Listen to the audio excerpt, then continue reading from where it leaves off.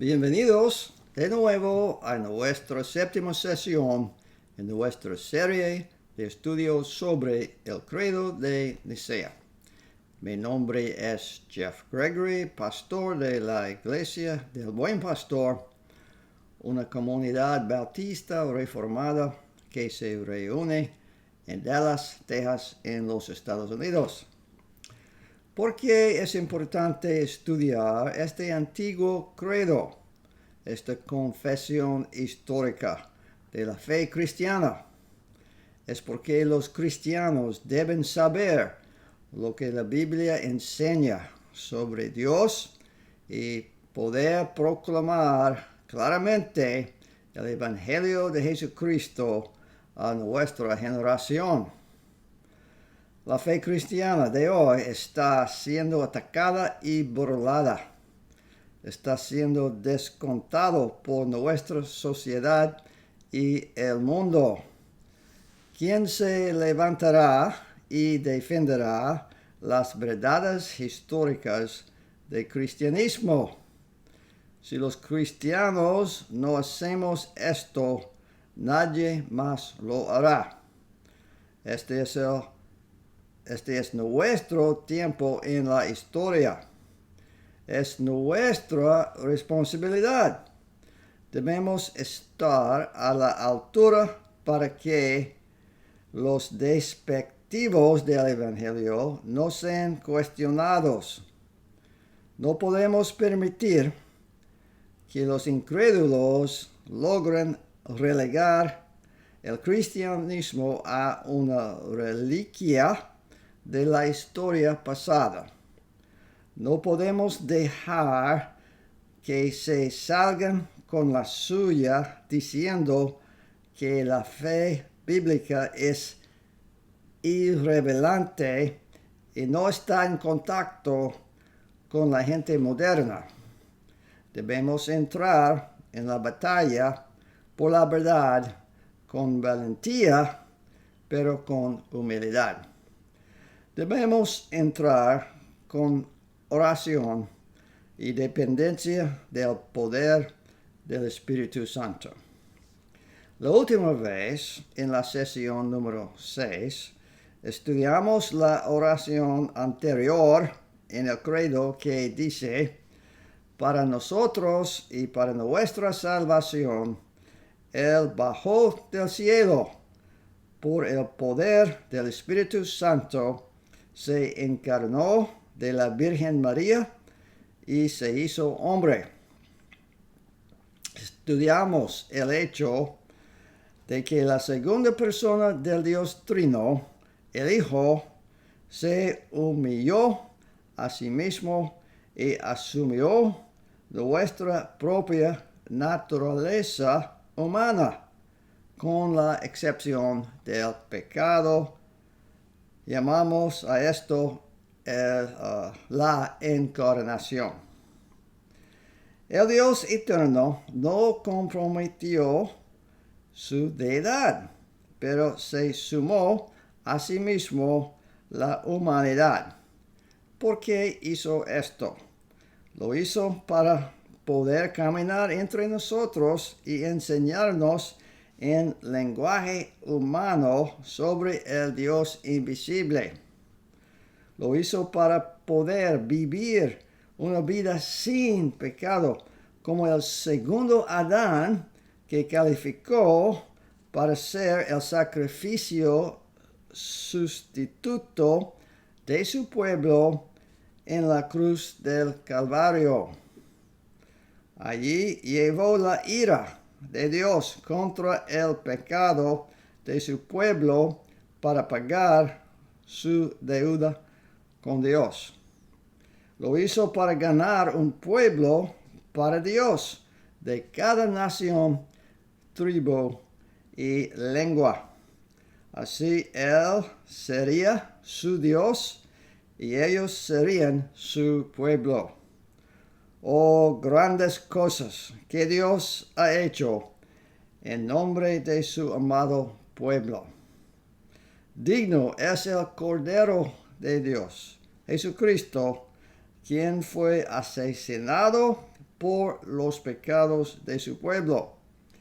Debe ser alabado y adorado para siempre. Amén. Nuestra lección de hoy es sobre la próxima declaración en el credo de Nicea, que dice: por nuestro bien fue crucificado bajo Poncio Pilato, sufrió la muerte y fue enterrado. En la sesión anterior establecimos el hecho básico de la encarnación del Hijo de Dios. El credo ahora continúa y explica algunos detalles básicos sobre lo que esta encarnación involucrada.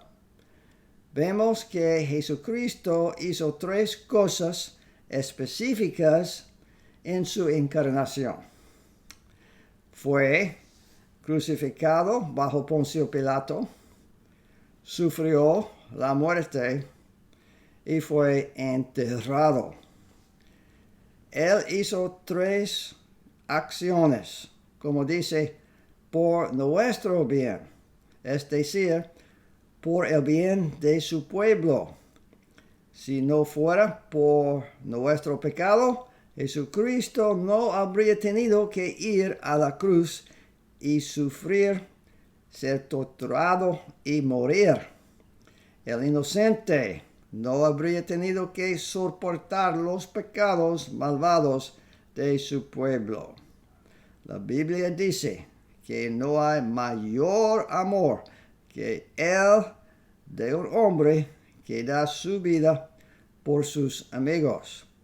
Jesús hizo esto por su pueblo y más porque soportó el castigo por nuestros pecados. Vemos algo ilustrativo de esto sucediendo en todo el mundo en este momento. Muchos trabajadores de la salud están sacrificando sus vidas mientras atienden a pacientes de COVID-19. Están dando sus vidas, no necesariamente por sus amigos, sino por personas desconocidas. Lo están haciendo porque están cumpliendo el llamado de su profesión médica. Van todo el camino y pagan el precio supremo de sacrificar sus propias vidas.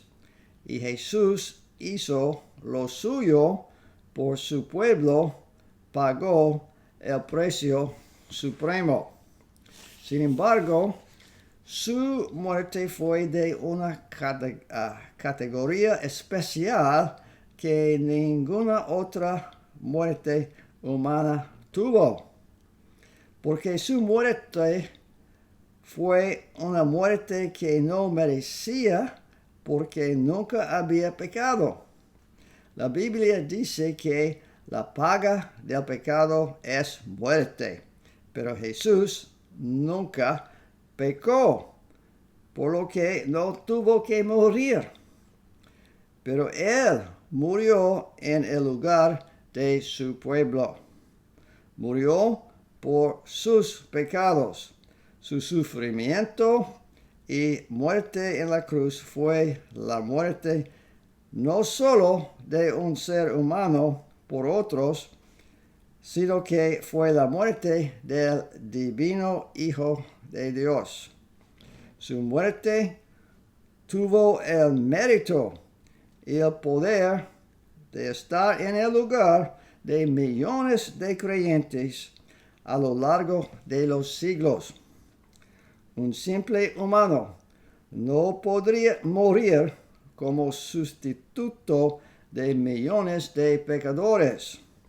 Pero Jesús pudo y lo hizo porque no solo era humano, sino también divino. Él era Dios en la carne. Por lo tanto, su muerte fue efectiva, fue eficaz, fue suficiente para pagar los pecados de todo su pueblo en todas las edades.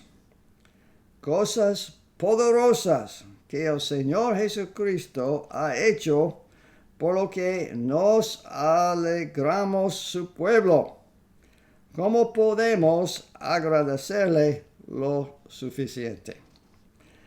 Así que veamos estas 3 acciones específicas que el Hijo de Dios hizo en nombre de su pueblo. En primer lugar, por nuestro bien fue crucificado bajo Poncio Pilato. ¿Quién fue Poncio Pilato? Fue el 5º procurador romano, es decir, gobernador del territorio judío de Judea. Ocupó ese cargo durante 10 años, del 26 a 36 DC. Esto fue durante el tiempo del ministerio público de Jesús. Era conocido por ser un gobernador duro, con poco cuidado por la sensibilidad religiosa judía. Hay un interesante artefacto histórico, propiedad del Museo Israelí en Jerusalén, que confirme su existencia. Es una inscripción con su nombre en un arco de piedra que se encontró en un edificio en Cesarea. Ese edificio fue construido evidentemente en honor del emperador romano Tiberio. Se lee en latín: edificio en honor de Tiberio, Poncio Pilato, prefecto de Judea. De hecho, yo vi esta inscripción en esta piedra hace algunos años cuando estaba en exhibición en el Museo de Arte de Houston, Texas. Vi con mis ojos una evidencia sólida que respalda la historicidad del Nuevo Testamento. Fue increíble. El nombre de Poncio Pilato se menciona varias veces en los 4 evangelios como el gobernador romano que presidió el juicio de Jesucristo. Leemos, por ejemplo, en el Evangelio de Marcos, capítulo 15, versículo 2. Pilato le preguntó: ¿eres tú el rey de los judíos? Respondiendo él, le dijo: tú lo dices. Más adelante, en los evangelios, aprendemos que Pilato tenía una señal colocada en la cruz de Jesús, que se leía en 3 idiomas. Jesús de Nazaret, el rey de los judíos. Se negó a que lo quitaran cuando los líderes de los judíos se quejaron al respecto. Leemos más sobre el juicio de Jesús ante Pilato en, por ejemplo, Mateo, capítulo 27, versículos 21 hasta 26. Y respondiendo el gobernador les dijo: ¿a cuál de los 2 queréis que os suelte? Y ellos dijeron: a Barrabás. Pilato les dijo: ¿qué pues haré de Jesús, llamado el Cristo? Todos le dijeron: sea crucificado. Y el gobernador les dijo: pues, ¿qué mal ha hecho? Pero ellos gritaban aún más, diciendo, sea crucificado. Viendo Pilato que nada adelantaba, sino que hacía más alboroto, tomó agua y se lavó las manos delante del pueblo, diciendo, inocente soy yo de la sangre de este justo. Allí vosotros. Y respondiendo todo el pueblo, dijo, su sangre sea sobre nosotros y sobre nuestros hijos. Entonces les soltó a Barrabás, y habiendo azotado a Jesús, le entregó para ser crucificado.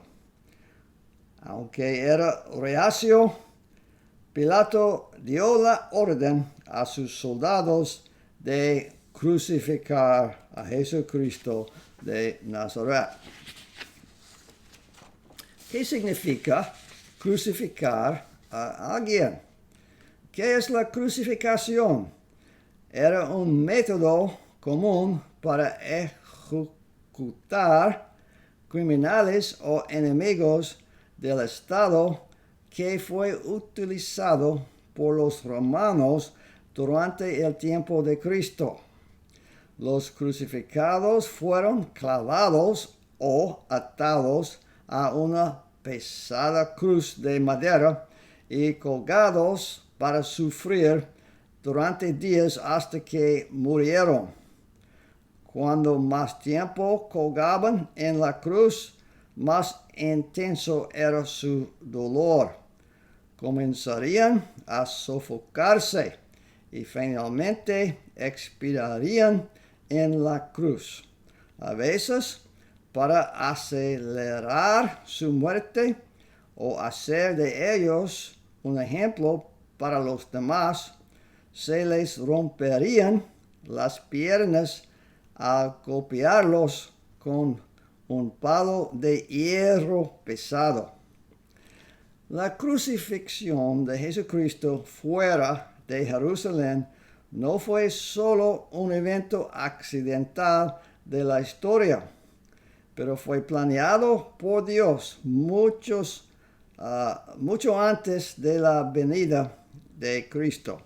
Leemos, por ejemplo, en el Salmo 22, una profecía escrita 1000 años antes por el rey David.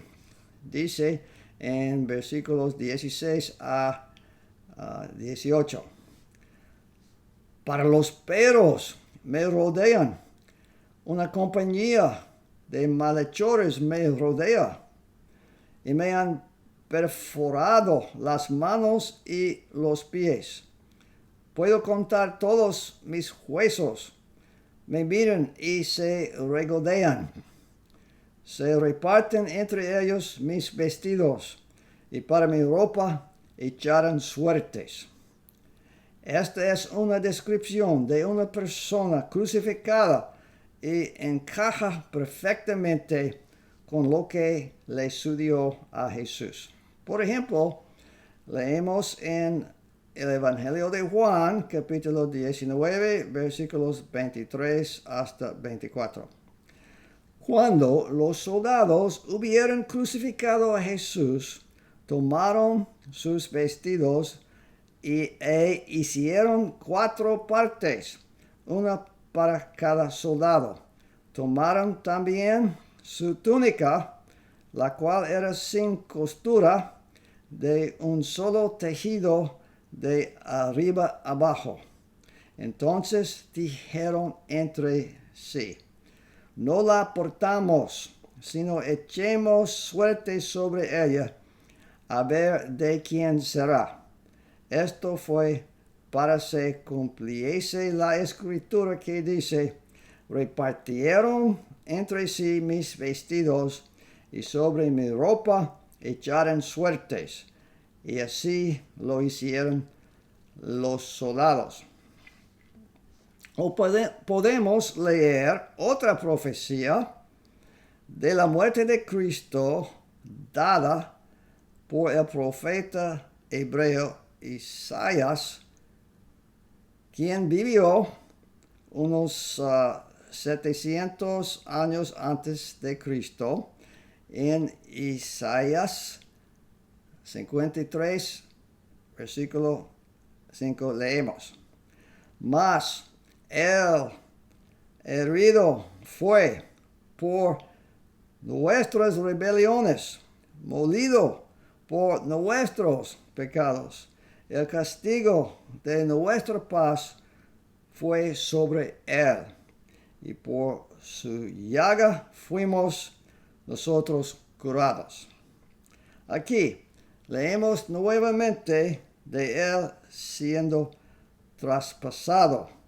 El cumplimiento de esta profecía se puede ver, por ejemplo, en Evangelio de Juan, capítulo 20, versículos 24 hasta 25, registrando eventos después de la resurrección de Jesús entre los muertos.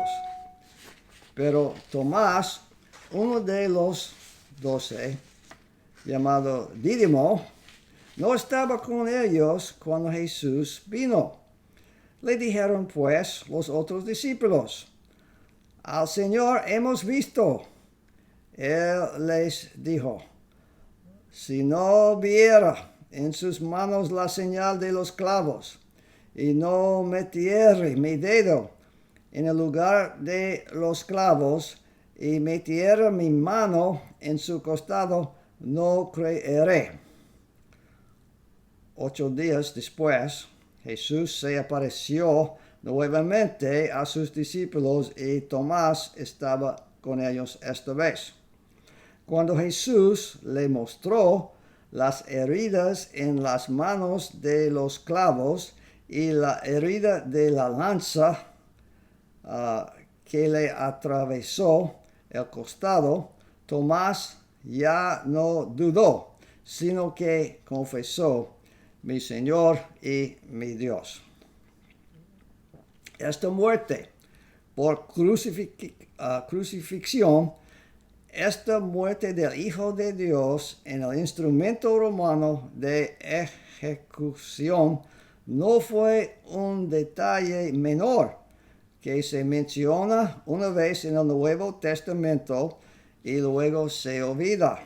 Cuando vemos la imagen del Cordero glorificado, Jesucristo, en Apocalipsis 5 y el versículo 6, se lo describe como: estaba en pie un cordero como inmolado.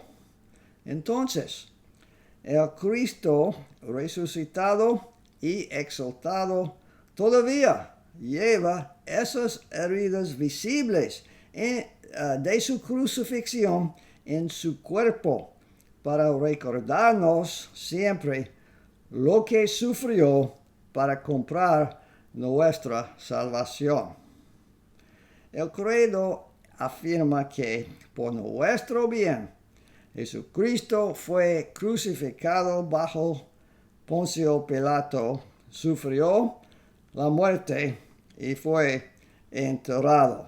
Entonces, la segunda frase es que sufrió la muerte.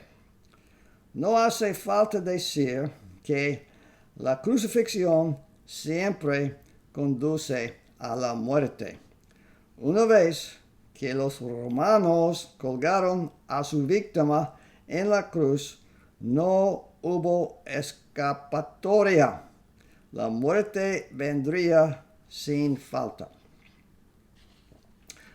Muchas otras escrituras que verifican la muerte de Jesús en la cruz incluyen textos como Mateo, capítulo 27, versículo 50, que dice: Mas Jesús, habiendo otra vez clamado a gran voz, entregó el Espíritu. El punto a observar aquí es que El texto dice que Jesús entregó el Espíritu. Él solo murió porque voluntariamente abandonó el Espíritu de la vida. Nunca habría muerto si no hubiera renunciado a su espíritu, pero hizo esto y murió. Veamos también a Juan capítulo 19, versículos 32 hasta 34. Dicen aquí: vinieron pues los soldados y quebraron las piernas al primero y asimismo al otro que había sido crucificado con él. Mas cuando llegaron a Jesús, como le vieron ya muerto, no le quebraron las piernas. Pero uno de los soldados le abrió el costado con una lanza, y al instante salió sangre y agua. Estos duros soldados romanos probablemente habían visto a muchos muertos en la batalla o en su trabajo de ejecución por crucifixión. Inmediatamente reconocieron que Jesús ya estaba muerto, por lo que no le rompieron las piernas. Pero por alguna razón, uno de ellos arrojó una lanza al lado de Jesús. El hecho de que sangre y agua salieron de su costado de la lanza que lo atraviesa es una verificación médica, entiendo yo, que Jesús ya estaba muerto. El apóstol Pedro, predicando en el día de Pentecostés, le dijo al pueblo de Jerusalén. Vemos en el libro de Hechos, capítulo 2, versículos 23 a 24. A este, entregado por el determinado consejo y anticipado conocimiento de Dios, prendisteis y matasteis por manos de inicuos, crucificándole, al cual Dios levantó, sueltos los dolores de la muerte, por cuanto era imposible que fuese retenido por ella. La descripción de Pedro de lo que le sucedió a Jesús fue que fue crucificado, fue asesinado y sufrió el dolor de la muerte. La costumbre del pueblo judío en los días de Jesús era enterrar a sus muertos, a veces poniéndoles en una tumba, como en una cueva. Leemos en Juan, capítulo 19, versículos 38 hasta 42, sobre el entierro de Jesús. Después de todo esto, José de Arimatea, que era discípulo de Jesús, pero secretamente por medio de los judíos, rogó a Pilato que le permitiese llevarse el cuerpo de Jesús. Y Pilato se lo concedió. Entonces vino y se llevó el cuerpo de Jesús.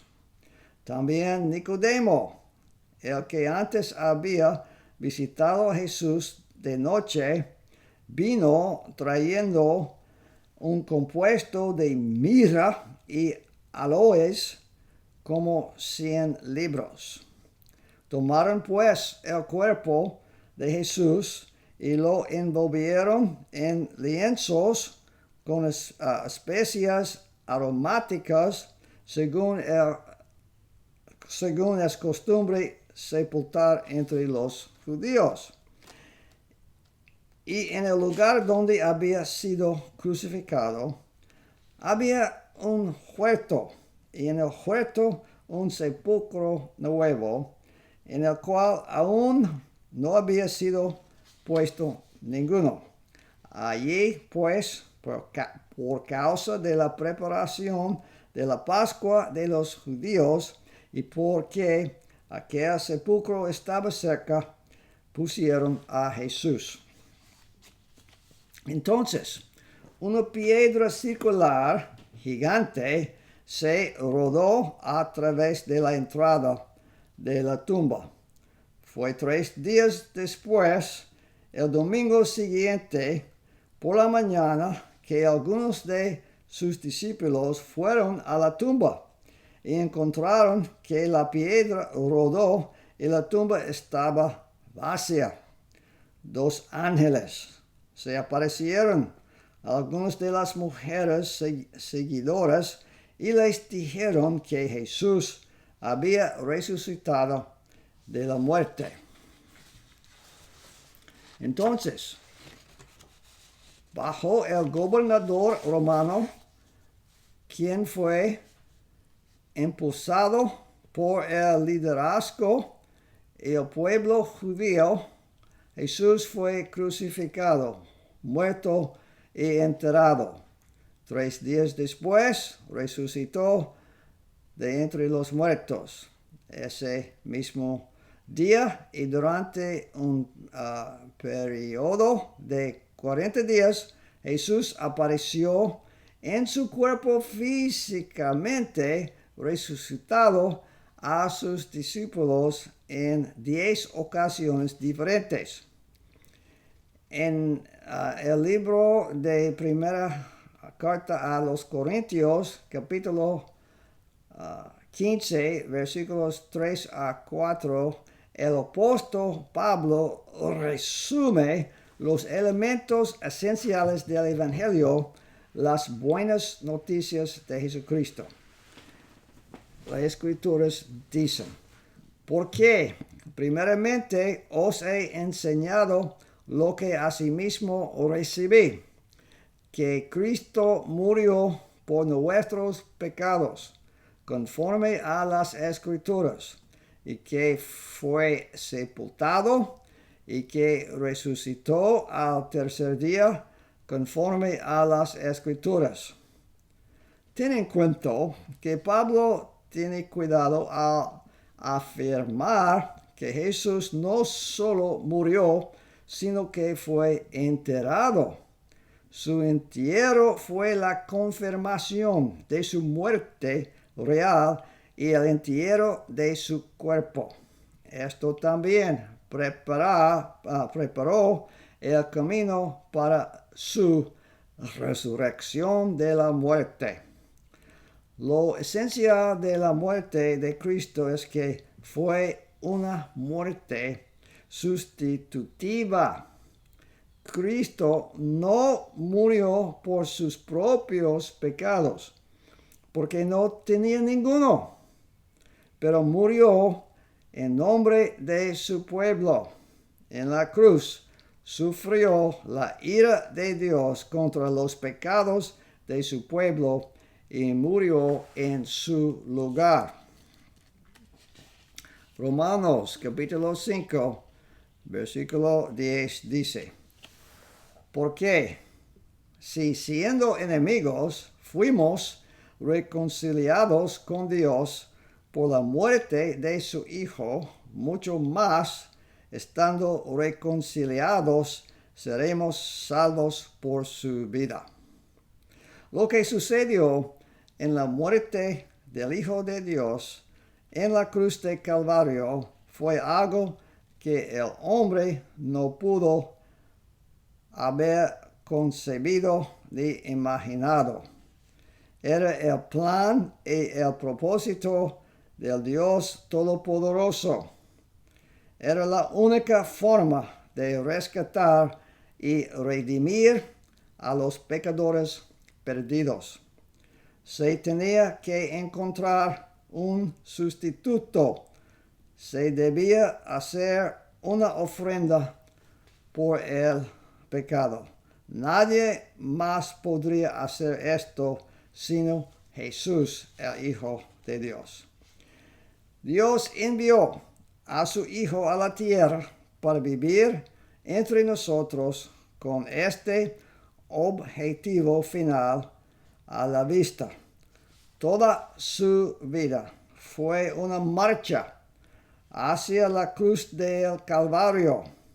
Cada momento que vivió en medio de la burla y la tentación, cada pecado que resistió, cada ataque de Satanás que rechazó, toda su vida justa y santa, su vida de pureza y justicia, lo hizo perfectamente en forma que Él sea el sacrificio sustituto inocente por los pecados de su pueblo.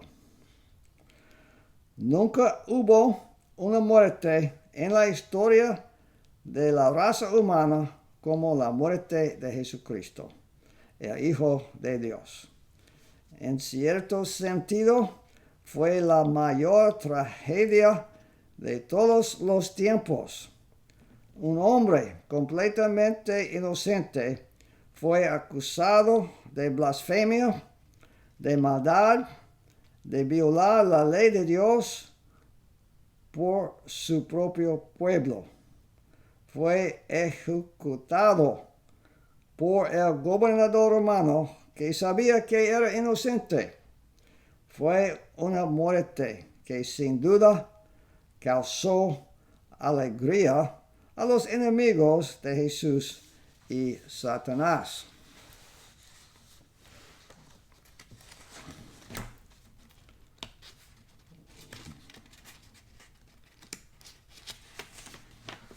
Pero todo esto estaba en el plan de Dios. Porque cuando el Hijo de Dios murió en la cruz del Calvario, se cumplió la antigua profecía.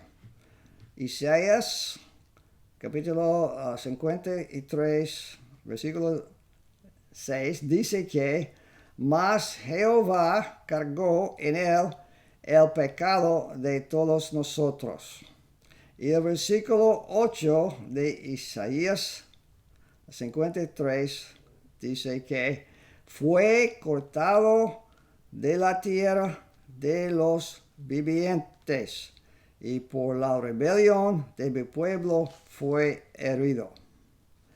Lo que sucedió en la cruz del Calvario fue a la vez el evento más horrible de la historia del mundo, pero al mismo tiempo el evento más maravilloso.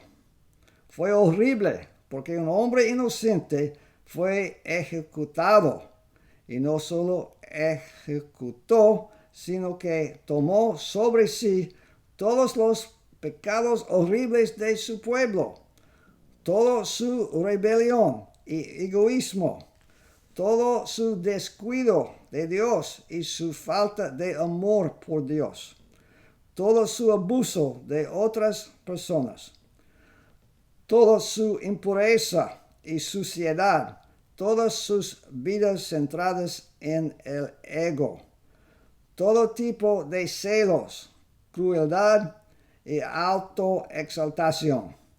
El Hijo de Dios tuvo que ser sometido a la inmensidad de la inmensurable maldad y los pecados malvados de su pueblo.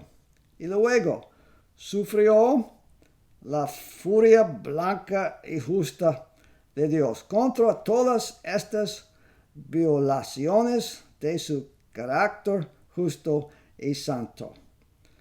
No es de extrañar que el cielo se oscureciera durante 3 horas mientras Jesús colgaba sufriendo en la cruz del Calvario. Pero, por otro lado, la muerte de Cristo en la cruz fue el evento más maravilloso en la historia de la humanidad. Fue allí donde se pagó la deuda del pueblo de Dios por nuestros pecados en su totalidad por el sufrimiento del Hijo de Dios.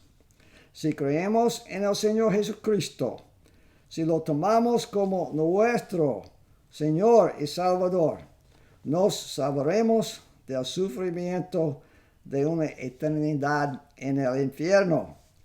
En su lugar recibiremos el regalo del perdón, la justificación y la vida. Seremos conducidos al compañerismo eterno y la comunión con el Dios viviente, el Padre de nuestro Señor Jesucristo. Si no lo ha hecho, no se llevará al Hijo de Dios como su propio Señor y Salvador. Él te tomará y limpiará y te hará su hijo o hija adoptivo y amado. Jesús dijo en Juan capítulo 6, versículo 37, quien quiera que venga a mí, nunca lo echaré. La invitación del divino Hijo de Dios está abierta para ti. No vendrás a Él, no tienes nada que perder y mucho que ganar. Como dice el himno, me levantaré e iré a Jesús. Él me abrazará. En los brazos de mi querido Salvador, hay 10,000 encantos. El credo de Nicea dice que por nuestro bien fue crucificado bajo Poncio Pilato, sufrió la muerte y fue enterrado. Las Escrituras declaran estas verdades, así que las creemos y las aceptamos.